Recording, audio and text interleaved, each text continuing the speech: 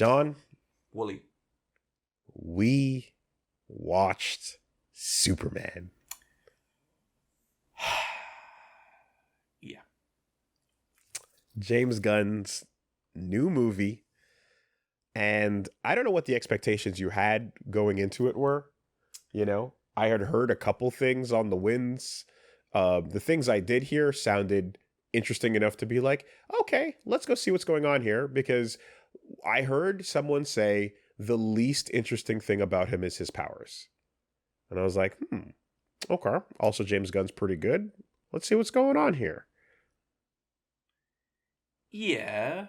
You have famously been like, Superman's, bounced off a little bit, hasn't really clicked over the years. I don't give a fuck about Superman. Right. Mm-hmm. Mm-hmm. No, like there's a lot of interesting stuff, but I guess like, are we going to talk about the woke stuff? Oh, I mean, we certainly can. We can. I mean, look, safe to say that it's like, oh, I heard that like Superman is down to be like, yo, schmizreal, I'm getting in there. Okay, and you're like, all right, it's not even. Let's see what's going on. Stuff that kind of like that bothered me, like that didn't. Like I understand that like that needed a platform to be talked about. Okay, Wooly, when Clark Kent walks on screen and he goes, "Hi, Clark Kent," they them pronouns. Did that not bother you a little bit? I believe the message I got on my phone was, okay, I'll go see it, but if he puts on a BLM shirt, I'm out. And like that was another thing, Wooly. Like I'm a vocal supporter of the BLM movement. I've done charities. But when he replaced the Superman logo with a BLM logo, did you not think that was I mean, come on. James Gunn, we get it. Yeah. And like, Oh, God. Okay, Wooly, okay. Oh, wow. What more? More. Mm-hmm. Okay. When his eye lasers are no longer like heat, but shoot gender-affirming hair... How does that work? Like, explain that with like the son of fucking Krypton. Like, I don't get it. And then the fucking finale, Wooly, where what's the little lad, the reporter, Jimmy Olsen. When Superman gets Jimmy Olsen pregnant because Kryptonian semen can impregnate men, and they form a polycule with low. Come on, dude! It was too much. It's political correctness gone mad. It's more like super woke. Mm-hmm. Woker man. Yeah. So that's my review of Superman. Wooly, I'm a progressive person. But there's limits. There's a line. There's limits. There's a line. Yes. And that film crossed it. Okay? Yeah, that line is in between two nations. Yeah. At war. Yeah, Schmizrael and Palestine. Schmazza. Hello, Wooly. Wait, what? Wooly? In a final, desperate plea to get away from John's bullshit, the part of Wooly on Versus Wolves will now be played by his marketable plushie. Yeah, you got that. Oh, plush Wooly. You're so fucking funny, man. Each Wolves plushie comes holding a detachable plushie arcade stick, safe to throw whenever you get salty. I love this. This is the most important thing in my life, Plush Wooly, and I'm just glad that you get that. You can get your own marketable Wooly plushie to podcast with. Just head on over to makeship.com/products/wolves-in-the-lab plushie. Only available until August 30th. Oh, Plush Wooly, you really do have the correct opinion on the ending of Expedition 33. It's wild. Yo, that movie was sick. Okay, I It was great. Loved this movie. Like, Wooly, I think I turned to you at the end and I was like, Wooly, I'm like emotionally moved, like, fuck, dude, like it, globally, politically, everything tough year, right? Yes. The thing is, though, I remember from what I heard early on that essentially, like, James Gunn returning to this and being like, yeah, I'm going to make a Superman movie. We're starting over. We're doing it from scratch, recasting, doing the whole bit. You're like, okay, what's the deal here? And it's like, he's just going to be a good guy. And it's just going to be whimsical and it's going to be nice and it's going to be sincere and it doesn't have to be edgy and it doesn't have to be, and listen, there's nothing wrong with Shadow the Hedgehog. I understand. Do you remember what I said to you when the credits rolled? What did you say? I turned to you and I said, maybe Death Sight isn't the best Gundam. Now, I quickly Yes. restored my, sanity was restored, but that's how much I love that movie. How quick, yes, that was a deviation, but nonetheless, it was just nice and hopeful, and I kind of feel like that was kind of the point, was essentially, we've seen a couple of different edgy takes on Superman recently, and not to mention, there's an overall vibe to the perfect Boy Scout that, comic writers have approached it in a couple different ways, but there's a feeling from the outside that you're like, oh, it's cringe to use that word, it's cringe, but it's like, nah, it kind of just decides to be very real about what kind of person he is. And I think his attitude towards life, towards people, towards everything is not only just refreshing, but it's someone I want to hang out with and spend more time following and seeing more adventures of, the thing that was resonant, of course, I feel like was empathy is punk rock. Right? What if that line hit me like a fucking meteorite? What if caring about people was punk rock? And the thing is that it's also in a time when being cynical and having your glass half empty is just par for the course, because it does really feel fucking bleak, you have all these examples where in the movie, if we're going to talk, I guess, general spoilers or so and about things, I mean, we're going to talk around it overall, yeah. But he's Clark Kent is into lame pop punk bands and the Mighty Crabjoys. Yeah, you know what I mean? There's a Mighty Crabjoys song on Spotify. Oh, wow. And it is pitch perfect. That's amazing. I didn't know they did that. Okay. So Lois is she's a bit of a rough and tumble girl, and she's grown up into more hardcore stuff. And so she's like, what the fuck? You're listening to radio pop punk? That's not punk rock, But and then he kind of is like, no, but maybe caring about people is. And it's like, okay, yeah, the stuff that Clark is into and him as a person is not necessarily the embodiment of that word. But you know what fucking is?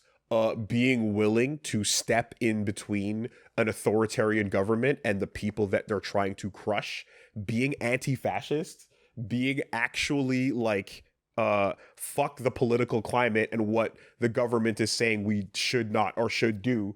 I'm going to do what's right because people were going to die. End of discussion. Yep. That is definitionally punk rock. That is what it was about. That is the whole thing. And I'm like, it absolutely is for someone to have that attitude, despite the consequences. Yeah, I think it was interesting because have you been a fan? Are you a fan of Superman stuff in general? I do like some Superman stuff. Yeah. Because for me, it's not that I thought Superman was lame or whatever. I just whenever I see anything Superman related, I'm like, oh, I just don't give a fuck. I've read All-Star Superman, I've read Superman for All Seasons, I've read a bunch of Superman stuff, and the only time I've really liked Superman is Red Sun. The only time I've liked Superman is when you're basically taking Superman and turning him into something he is not. Injustice.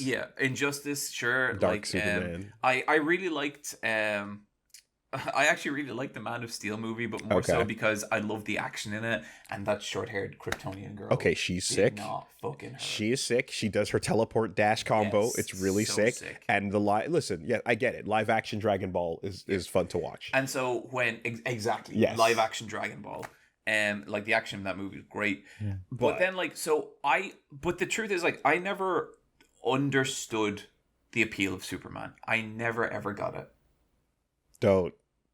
Don't save me. Just let me get taken by this tornado. Like, even I saw that and I was like, I get kind of what they're doing. Okay. So, anyways. But, like, I never got it right. And this Superman, it's so much more than, like, oh, I like this version of Superman. This Superman in this movie, I now get why people like those other Supermen. I now get, like, this filled in a piece of pop culture for me that just I never had before. That's awesome. And that's, like, I kind of want to go back and read All-Star Superman now, or read Superman for All Seasons and be like, okay, I get it now. Okay. I get the appeal of having this person who is just good and trying. That's kind of it. And I think, I mean, the fact that you see him getting beat up a bunch in this movie certainly helps that narrative. I really enjoyed All-Star Superman, but it has been like a decade plus since I've read it, right? But I always used to recommend it to people as like something that I enjoyed as a, like, here is just a bright, hopeful, optimistic story. And it is harkening back to, of course, like some of the older stuff, but it's still got a more modern sensibility about it. And I just enjoyed the read, and I enjoyed the art and how it was, how the stories were handled. And I enjoy the stuff about Superman 2 that is like, yeah, he's got that Fortress of Solitude with a goofy car and some robots in it. And he's got a Crypto the dog and, and also Crypto's a bad dog. Crypto's a bad dog for the movie. It's so much fun to just kind of watch that part.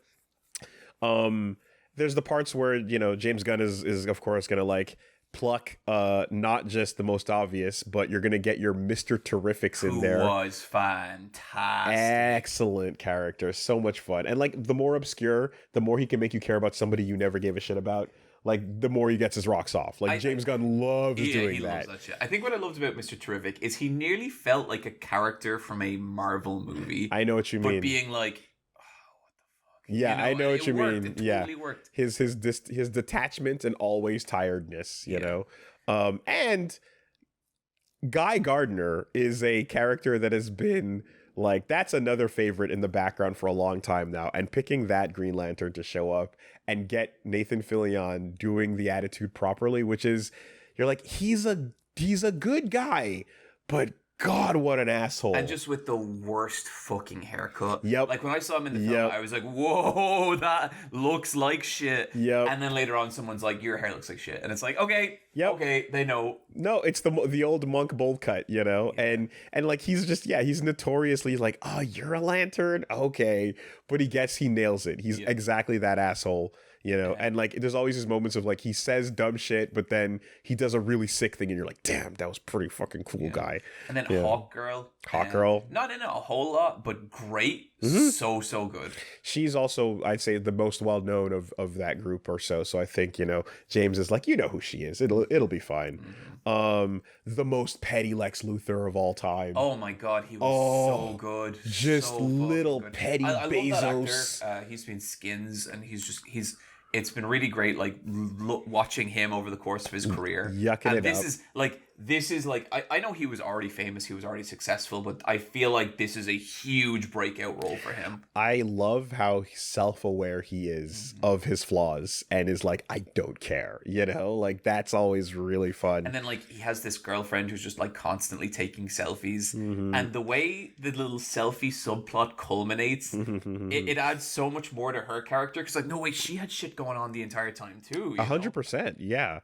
There's an element to the story where it's like Superman's been at this for a minute. Like the relationship that he has with Lois is, things are all established, and we're not doing an origin story. We're past that point, and thankfully, superhero movies have been over origin stories for a while now. We know we don't bother with that anymore. I loved how not just for him, not just are we past the origin story, but the city of Metropolis itself is so used to Superman saving everybody and doing such a good job that no casualties occur, that a monster drops into the middle of town and people are like, hey, look, it's a giant monster, and are just selfieing it and hanging by because they're like, yeah, Superman's got us. Yeah, and like that's such, it's fucked up, it's but kooky comic book bullshit. No one's afraid. Yeah, but it's great. Like, it's so good. Yeah. I love that part. Alan Tudyk, shout outs to anytime Alan Tudyk gets back together with Nathan Fillion in the same movie. That's always fun. And I really, really loved how the kryptonite problem is solved with empathy, which is Yes. what the character is about. That actor who played, like, is Elemental Man or something? He's the guy with, like, the half Yeah. orange, half pink body. The shifter. He was in Barry. I don't know if you ever watched that. I've never seen it, no. Barry's a good watch. Barry's cool. Cool. But he plays a very different character in that, but, like, it was really cool to see him get his kind of flowers as well, because he's phenomenal. But yeah, I don't know, like, I think for the longest time, I really have felt that, like, one of the biggest problems in society right now isn't hatred, it's nihilism. And I think it's really easy to make an anti-hatred movie. This is an anti-nihilism movie. And it really hit me so hard, because, like, I feel like something I kind of struggle with in terms of, like, making content and making videos is, like, I always try and want to make videos with, like, you know, a message, or, like, you know, inject a little bit of hope in there or something, because I'm making these things for fucking 3 months. I want them to say something. Yeah. And, you know, like, over the course of, like, my time on the internet, like, I feel like I've watched the internet turn more callous and cynical, and, like, I've really seen, like, a big backlash against, like, some of the stuff I kind of make in that regard. And it's, when that happens, like, it's difficult not to question yourself. Like, it's difficult not to be like, do I suck? Like, am I just, like, overly emotional and sentimental and everything? And I think that line of, like, empathy is punk rock, like, it was just like, fuck, man. You just got to do what you can, you know? And some people aren't going to be into it. And you just got to do your own thing and do the thing that you think works and the thing you think is important. And people are going to call you corny. People are going to say that, like, you know, you suck or whatever, and it doesn't matter. You got rejuvenated by that. I'm not even joking, like, this isn't a bit. Something in that film rejuvenated me a That's little bit. amazing. And, that's super sick. That is why that's, like, probably my favorite film I've seen this year. Yeah. I mean, so the like, nihilism is sort of like one way of one descriptor. A term that I've heard that I feel applies is people that get irony pilled, right? Like, it's not quite nihilism, but it's just like, it's cool to just take that, like, well, fuck everything kind of side of things. And you know, by default. And, like, I have seen that creep into, like, people I'm close with. 1,000,000%. Where, like, it's nearly difficult to get anything genuine out of them, you know? A big part of streaming and YouTubing and Let's Playing and talking about video games a whole bunch is watching the game award shows and trailer shows and Nintendo Directs and Sony announcement shows and things that are E3 like. And over the years of watching those things, especially, you know, from back with the Best Friends days into, like, with Wooly versus Now and stuff, there's definitely a feeling of just like, okay, a bunch of this is going to be some bullshit I don't care about, or it's going to be, like, some of the worst of the industry habits, and the things that I do care about, the smaller, you know, things that deserve to be spotlighted, are not always going to be at the forefront of that. So, you know, every once in a while you're going to get something sick, like, oh shit, did you know there's a Tokon trailer coming out of nowhere? No, I didn't. But overall, the feeling of watching the show and just feeling negative, and then conveying that, and then everybody around you watching it is also really cynical and also really negative, and you're like, yo, I like video games, I enjoy them, and the reason why I'm able to do this for so long is because I care. And the part of me that dies inside when I'm watching these things and everyone hates it and I hate it, and it's a bad vibe. It's a bad feeling. And I'm also like, I feel like I'm almost like cultivating an energy of, like, yeah, we're just going to show up and be like, fuck everything, right? That's the default, right? And that sucks, man. Sucks. Yeah. You know, I hate the idea that, like, I don't know how to feel about this yet, so by default, I'm going to be like, oh, you know, meh, I'm going to mid. And then when it's safe to be like, to have a feeling, then you kind of are like, oh, well, actually, I felt this way about it or so. But taking that oppositional distance, it just protects you from, you know, being a little too sincere. Like, that's the parts of it that I have been recognizing. When you you know? really think about it, like, what a fucking cowardly way to be. It sucks. You know, it's like It sucks. like okay, what? Like your fucking personality is that you like this action game for the PS3 and nothing after that, and it's like, okay, way to be fucking nobody. I mean, it just sucks to like kind of buckle down on that outlook and stand by it, and you know, deny yourself actual moments of joy, you know, when they might be there. So all this to say that I think that this movie is aware of like that in the more like superhero movie context, and in the more specifically Superman context as well. And also just in terms of like, yeah, the type of year we've been having, the events that have been going on in the world, and just being like, I have something to say actually about all of that, and unabashedly going about it. Make it a wonderful film. I really enjoyed it. Yeah, absolutely adored it. I laughed, I cried, Mm-hmm. I maybe reconsidered Death Sight for like 3 seconds, which is amazing. You know, shout out Supergirl Kesha. I mean, just, you know, Oh like my God. little Like, fun like bits. Supergirl shows up and she's a disaster. She's fucking brilliant. Yeah. No, I there's that part of there where I'm like, okay, cool. So James Gunn goes, hey, I got something. I'm picking this because I have something interesting to say with it. You got it. I trust that.